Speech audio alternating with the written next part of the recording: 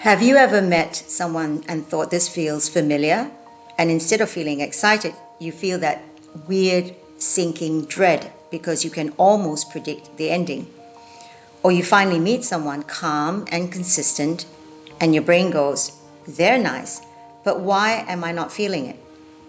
If you've ever said, why do I keep choosing the wrong person? I want you to consider this.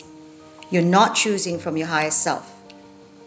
A lot of the time, you're choosing from your nervous system, and it can mistake familiar for safe. Today, I'm going to show you why this happens, what pattern you might be repeating, and how this connects to authenticity. Because the wrong partner cycle often isn't about your standards, it's about you abandoning yourself to keep connection. Hi, I'm Sandra, a transformational authenticity coach and counselor.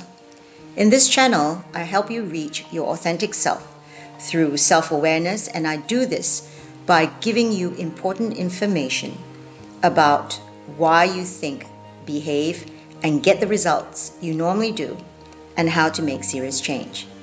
If you feel that you're always chasing the wrong partners, keep watching. Here's the simplest way to understand it. Your nervous system is like an internal security guard. It's always scanning for cues of safety or danger, often before you can explain it with words.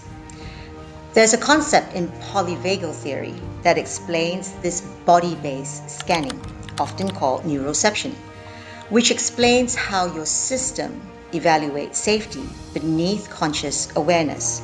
So if you grew up around unpredictability, walking on eggshells, emotional distance, sudden criticism, your body learned connection equals alertness.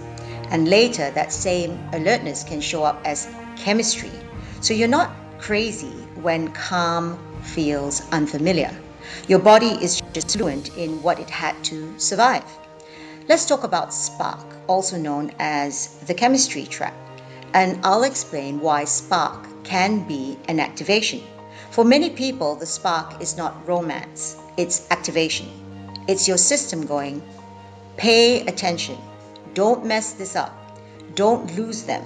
That's why some people feel attracted to hot and cold partners. The emotional unpredictability creates a chase state, and you'll often hear this online as calm feels boring. That idea is showing up everywhere because it's so common. People who are used to chaos can misread steady love as nothing's happening. But here's the twist. If you need anxiety to feel connected, you're not feeling love, you're feeling relief. The deeper reason on why you choose wrong is that your body learned a relationship role. Instead of thinking, I choose avoidance or I'm anxious, I want you to listen for something more useful. What role does your nervous system assign you in relationships? Because many of us don't repeat the same person. We repeat the same job. For example, the fixer. If I help enough, I'll be chosen. The prover. If I'm perfect, I'll be safe. The peacekeeper. If I don't upset them, they won't leave. The self-reliant one. If I don't need anyone, I can't be hurt.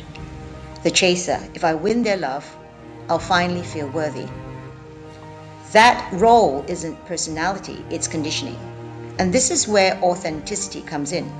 If you're busy performing a role to maintain connection, you're not being authentic, you're being strategic. You're managing safety, and the cost is huge. You can't build real intimacy while you're hiding your real needs. Here's a simple truth.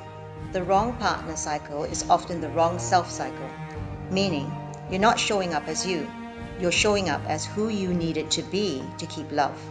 So the question isn't only why do I pick them, it's also who do I become when I'm with them. Do you become smaller, more anxious, overly agreeable? Do you abandon your body signals? Do you talk yourself out of your own boundaries? If the relationship requires you to betray yourself to keep it, your nervous system will call that familiar, but your soul will call that exhausting. Here are 4 ways to identify your pattern and to find out whether it's attraction or activation. Number 1, the after test. After you spend time with them, do you feel grounded and more yourself?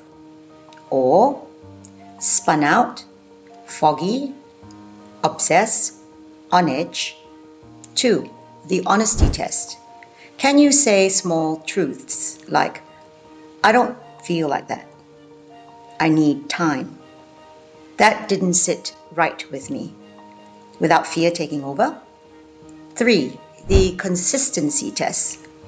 Do they create clarity or keep you guessing? Number 4, the body vote. Your body often speaks first.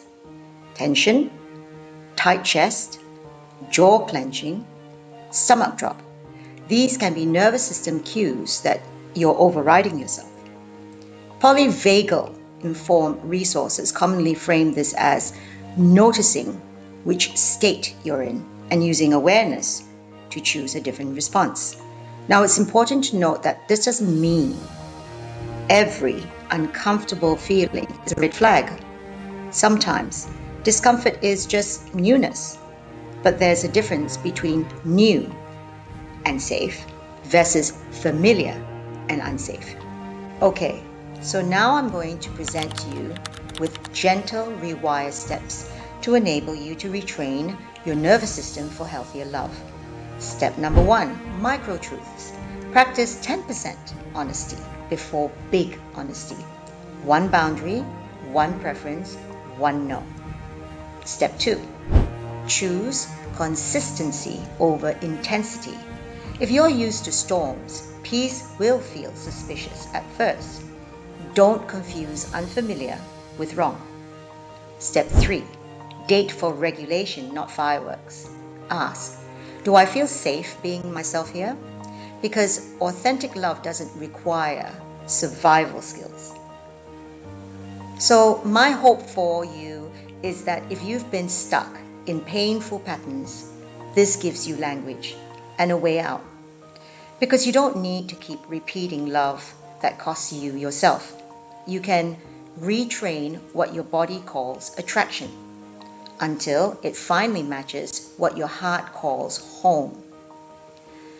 Comment pattern and tell me which role you become in relationships: the fixer, the peacekeeper, the prover, the self-reliant, or the chaser. If you like the content that I provide, gently hit that like button, and if it truly resonates with you, I'd like you to consider subscribing. In the meantime, thank you for your time.